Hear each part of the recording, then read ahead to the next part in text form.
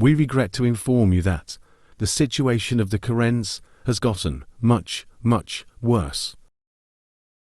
Approximately 110 people have died to the Karens, says the police force. They say many more are to be confirmed. Karens have also hijacked passenger aeroplanes flying to Europe as a result. The Karens have spread continentally wide. Karens have been identified in the following countries: France, Belgium, Spain, Germany, Greece and the Netherlands. Karens are also breaking in to important government buildings, subsequently causing instability and unrest to grow in the country.